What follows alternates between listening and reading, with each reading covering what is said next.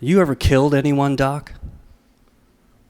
That was the first question my client Sean asked me when we started meeting.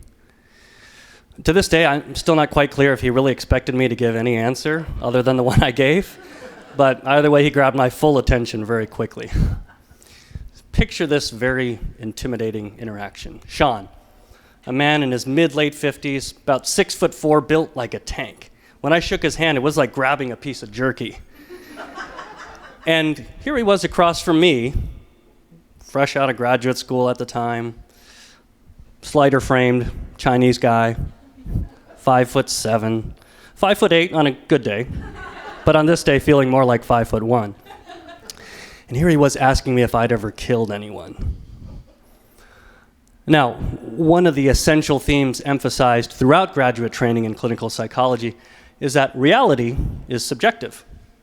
In other words, we're not just influenced by what we experience in life, but that it's really our perceptions, how we interpret, the meaning we give our experiences that ultimately impacts us. Another thing I was taught is that when you're a therapist, you try not to directly answer personal questions from your clients.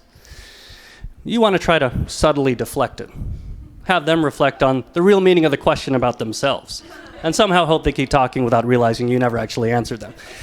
But in this case with Sean, I thought, this question, maybe I'll go ahead and break with orthodoxy and just answer directly. So I said, no, I can't say that I have killed anyone. Sean didn't wait for me to ask the question that had naturally arisen in my mind.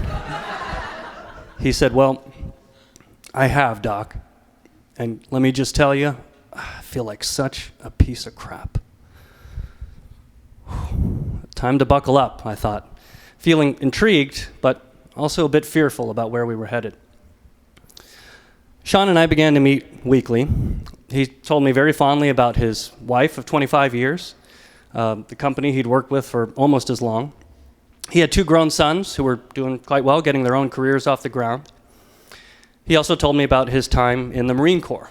Sean was a veteran of the Vietnam War in the late 60s, and I figured when he mentioned having killed someone before that came with the territory. It'd be something for us to address. But what really began to emerge was this vast discrepancy between Sean's life, which on paper many would strive for, even envy, and this view he had of himself as crap, as he put it. Sean had been feeling so badly about himself for as long as he could remember. That's what brought him to therapy, this crippling depression. We'd been meeting for a few weeks when he first told me that he had chronic problems sleeping. He said that on an average night he'd get 3, maybe 4 quality hours of sleep. I said, that alone would make me depressed. He said, no kidding. I said, so is it that you have trouble falling asleep? He said, actually, I can fall asleep okay. The problem is staying asleep. And the reason is that every night around 2 or 3 in the morning, I'm awakened by the sound of a baby crying somewhere outside my house, screaming as if it's in pain. And I can't tell you how many times I've gone out there in the middle of the night looking for it, and it's weird. The crying stops. I've never found anything. So I don't know if it's real or what, but it bothers me. And I can't get to sleep after that. Puzzled, I said, well, what do you think that's about? He said, good question, Doc. I was really hoping you could help me with that one. I really didn't have a clue. But fortunately, I was saved by the bell as we ran out of time for the day. We agreed to come back to it, though. At some point, I thought it right to just be pretty upfront with Sean. I said, it's interesting. From what you've told me, you have a lot of good things going for you. You've had a long, happy marriage, successful career for 25 years, close to retirement, well respected by your coworkers and colleagues, and yet we keep coming back to how much you hate yourself, feel bad and miserable. It doesn't totally add up. It's almost like we're missing something. Sean squinted, looked me straight in the eye, seemingly beyond me, and said, yeah, Doc, I don't know. The next week, Sean came back into the office, and he said, I was thinking about what you said, and you're right. There is something I haven't mentioned yet, I must have tucked this away because I don't even think my wife knows about this. In my head, I simultaneously perked up and braced myself. He said, it must have been the last day of 7th grade. I went to this pool party at some kid's house to kick off summer. The whole class was invited. And a bunch of boys, we were throwing the baseball around in the yard, playing pickle, 3 flies up, and taking turns pitching and taking batting practice. And at one point, I was pitching. And hey, I was always a big, athletic kid, and I'd just thrown a bullet right past that kid at the plate, made a nice sting on that catcher's mitt. And a bunch of boys on the side were yelling, "Again, Sean, throw it harder." I can still hear their voices. So I went back into my windup. I kicked my leg out, wheeled around, and threw my whole body into that next pitch. And missed. Completely by about 6 feet behind that batter. And the ball struck perfectly on some other kid's baby sister. Just right on the head. A perfect strike. You should just sitting up there on a mat on the edge of the lawn. Couldn't have been more than 6 months old. And let's just say, well, that was about it for her. Listening to Sean tell this, I felt a sudden chill in my chest. So much suddenly made sense, but in the worst possible way. This was the death that was bothering him, more so than any of the experiences he had in Vietnam. Sean went on, he said, what's even stranger as I think back on it is, after that day, I don't think I ever saw that baby's mother, that family ever again. Our family moved away out of state that summer. We didn't really keep up with any of those other boys or those families. So I don't even know if there was a memorial or anything. Still a little bit in shock. I was just kind of responding on autopilot. I said, I guess that is kind of strange. How about your parents? Did they say anything? Did they reach out to that family? My parents, he said. They didn't say much about it. That was kind of how we did things in our family. But you get it now, right, Doc? You understand? You see why I'm such garbage? Man, I killed a baby girl. This hulk of a man broke down and sobbed like a small child right in front of me. My own emotions began to feel heavy as I experienced just for a moment, just a taste of the weight Sean had been carrying for most of his life. After a few moments, I said to Sean, I don't know if you notice this, but it occurs to me as you're telling me this story in which a baby was harmed, that you've also been hearing a baby crying at night, which you've never been able to find. Sean looked down through his tears. He said, "Yeah, I know what you're getting at." I said, "Maybe it sounds strange, but is it possible that in some way this is the baby that's been waking you up at night? And that maybe it's the horrible guilt that you feel that's still haunting you every time you hear those cries?" Sean's eyes welled again and he winced. He said, "Yeah, it was my fault. I killed her. I'm such a piece of crap." It was clear we had unearthed a deep wound, and it was hurting him as much as ever. I knew we had set foot on sacred territory here, and so delicately I told Sean I could understand that he would feel this terrible guilt, but that I also hoped after all this time maybe we could do something different with it, loosen it or fit it into his life in a new way.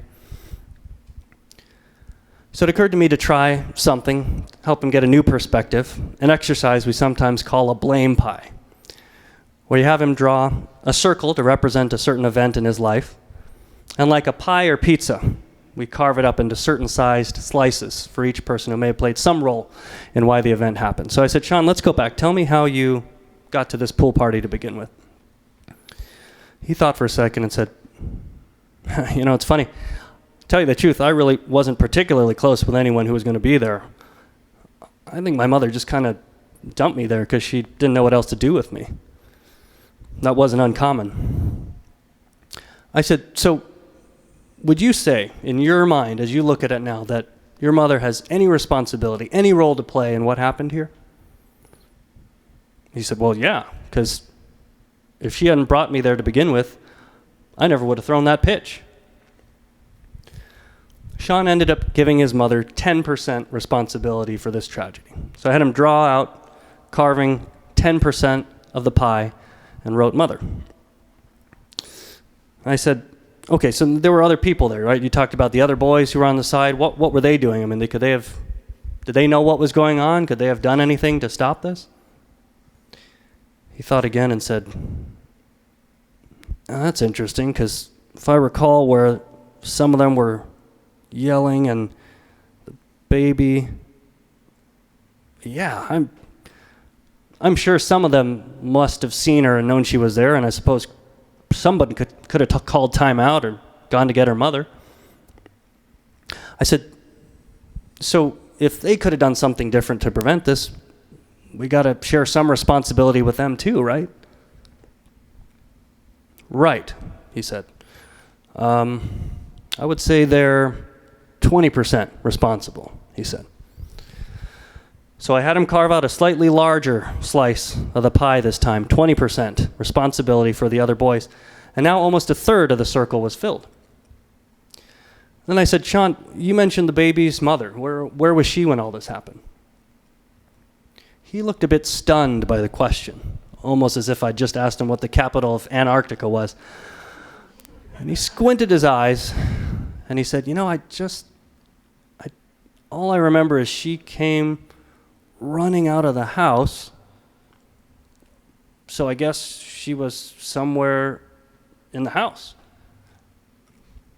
I said, so there was a swimming pool and a bunch of rowdy 7th graders throwing a baseball around, swinging a bat, and somehow her 6-month-old baby was left out there unattended, not even 10 feet away from all of this? Well, that sounds like a pretty bad idea, he said. Sean, how much responsibility would you be willing to share with the baby's mother? 50%, he said. So I had Sean draw a straight line through that circle, half of it, 50% for the baby's mother, and now that left just 20% open, unassigned. Sean, who's left? He stared down at that piece of paper, at that small slice of the circle, and froze. I mean, it was like he got stuck in a trance. I swear he didn't move or blink for what seemed to me like 5 minutes. And you could tell it was like he was trying to fit this image, this small slice of pie, into this scrambled puzzle, this identity as bad, terrible crap that had defined him for so long, and it just wasn't fitting. After a few moments, eyes locked on the paper, he said, Doc, what I'm looking at here, this changes things. I don't quite know how to take this in. I said, I think what happened here was a terrible tragedy and an accident. But as we can see here, maybe it really wasn't all your fault. And if so, maybe we ought to consider cutting yourself a little bit of slack, huh? Sean seemed to be understanding, kind of gently nodding, eyes still locked on the paper. So I went on and said, Sean, no one single event in your life defines all of who you are. We're all much more than our mistakes and our failures, our tragedies and losses. Gently, Sean began to cry again, this time grieving for the baby and her mother, for the teenage Sean who threw the pitch, and for himself, an adult who'd been missing out on experiencing a good life because he'd only been able to see himself negatively as crap. And yet again, it wasn't just the event, the experience Sean had been through, but the meaning he had given it for so long that had impacted him in such a devastating way. After a few moments, Sean's tears seemed to come to a pause.